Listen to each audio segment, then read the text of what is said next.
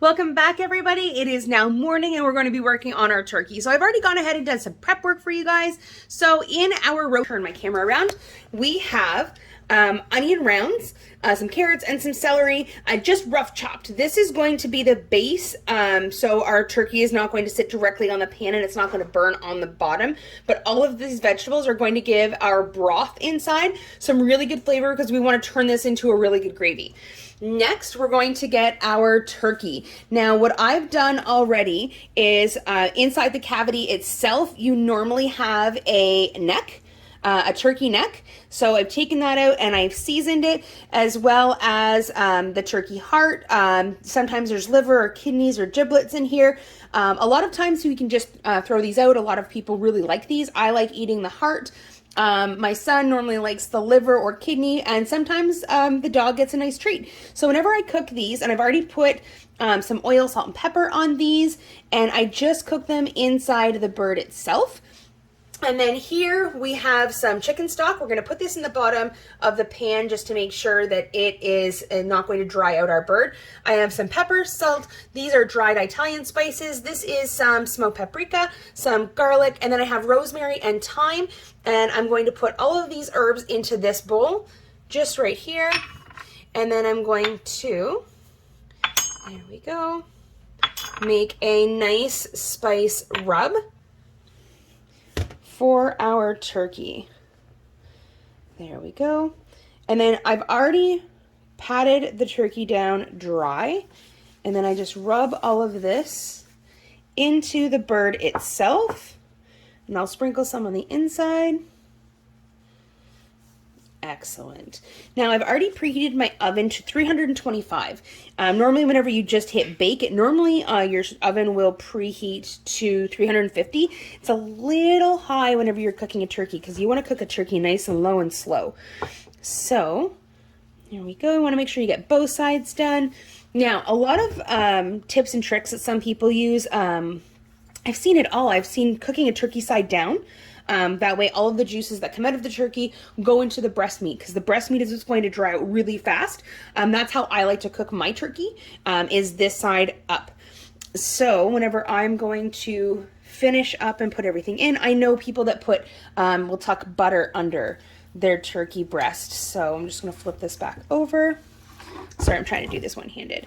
There we go. So your turkey breast here, I've seen people take this skin and rip it open and then put butter chunks in here. I've also seen people put butter and bacon underneath the skin, and that, as the bacon cooks, all of that fat and juice go into the breast meat, and it's really, really good. I just want to keep a nice traditional turkey today, so I'm going to just take this one-handed. Woohoo, look at me go.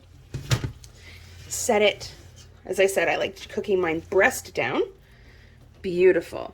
And I'm going to take my rosemary and my thyme. You can use whatever spices you want.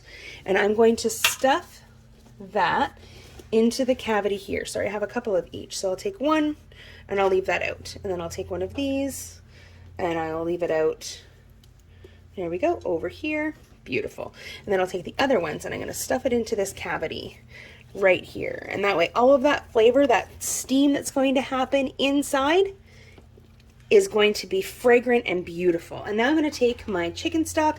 I don't want to pour it over the turkey. All of those spices that I just put on there are going to come off. So I'm going to pour it over the side here.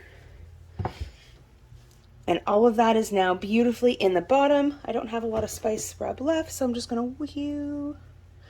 Make sure you get underneath your wings. Excellent. You want to get all of that meat. Beautiful. So now I'm going to cook this in my preheated 325-degree oven for, there we go, for about, it's going to take 13 minutes per pound. So my turkey was 12 pounds. So that works out, I think, to 156 minutes. You divide that by 60, and it's 2.5 hours roughly. You want an internal temperature of 165 degrees. But we're going to be checking this every half hour to make sure that our skin doesn't brown up too much. Now that it's steaming, because we had the liquid in the bottom, it shouldn't brown. We're going to take the lid off to brown it after. But we also want to make sure it doesn't overcook, and we want to make sure it's basted properly so it doesn't dry out. So We're going to pop that into the oven, and then we're going to start on our sides first. All right, so my turkey has been in the oven for about an hour and a half. I just checked the temperature. It's about 150 degrees. I'm going to baste it. Now, I don't have a turkey baster because of all the kitchen gadgets that I like. Turkey baster's not one of them. What I do is I just take a ladle. With an oven mitted hand, lift up my roasting pan, and I just brush this over every so often, about every half hour. Again, I want to make sure that the meat is not going to dry out. And just a couple times, I want to make sure that I try and get some juice into the cavity as well. And then this is going to go back in to the oven. And we want to get, as I said, an internal temperature of about 165, 170. So I'm going to put this back in uncovered because now I want to start browning this up. So it's going to be in for about another half hour, 45 minutes. So I'll come back after that. All right, time to check our turkey. Oh, that looks perfect. Fantastic. I always like to baste it before I check it.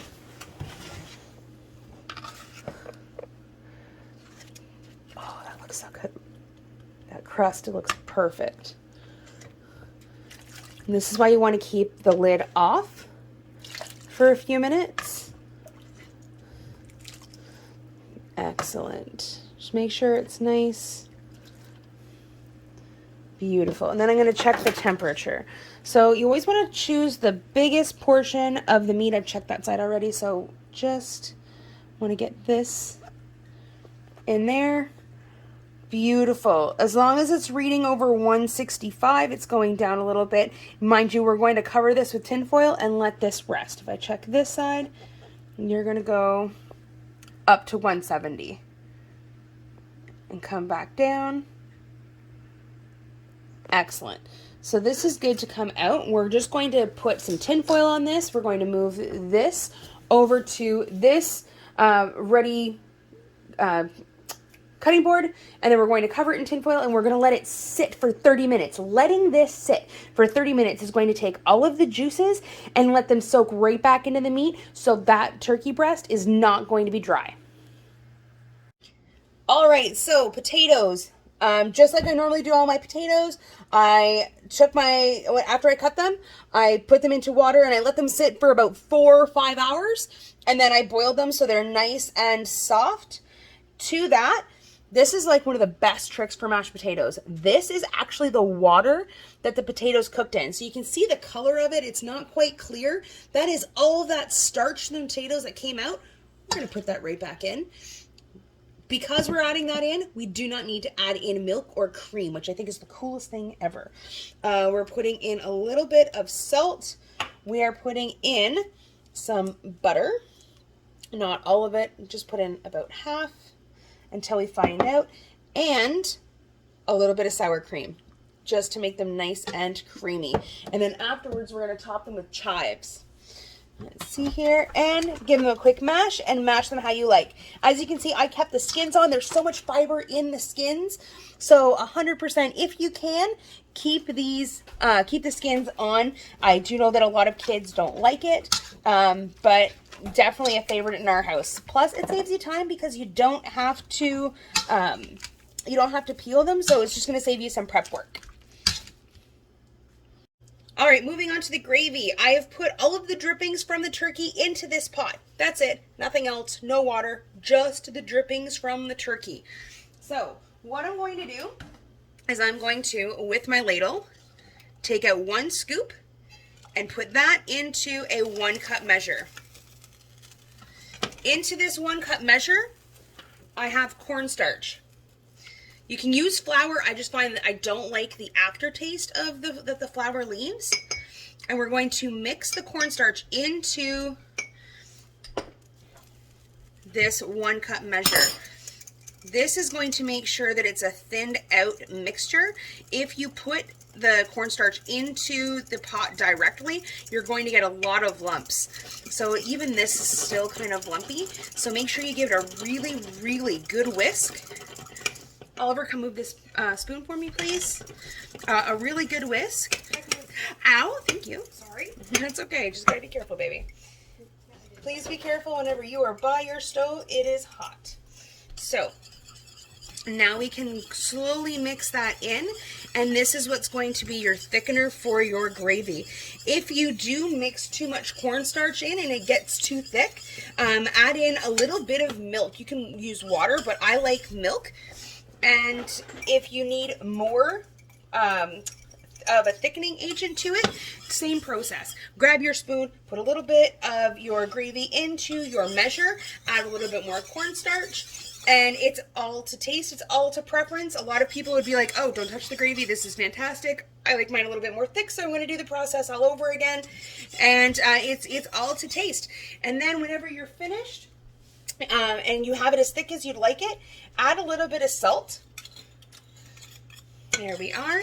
And then the last part that hardly anybody does, but I like to, I add about a tablespoon of butter.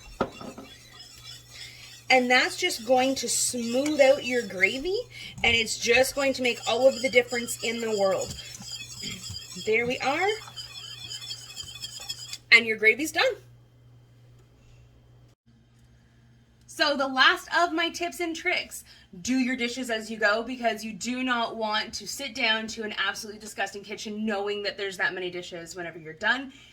And just keep remembering that your neighbors may not have someone to spend this holiday with. At the very least, if you don't invite them over because of social restrictions and whatnot, at least offer to bring them a plate. You're going to have food left over for days, so please make sure to include your neighbors, especially if they're elderly. They may not have as many visitors, and it is a time to be thankful and to be blessed, so make sure that you're sharing that feeling of inclusivity.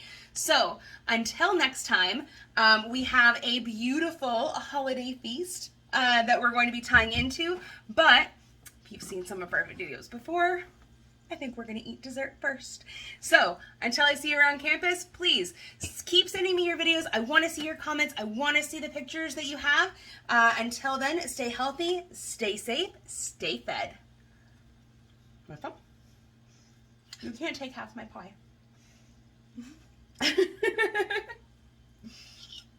Good? Happy Thanksgiving, everyone. Stay blessed.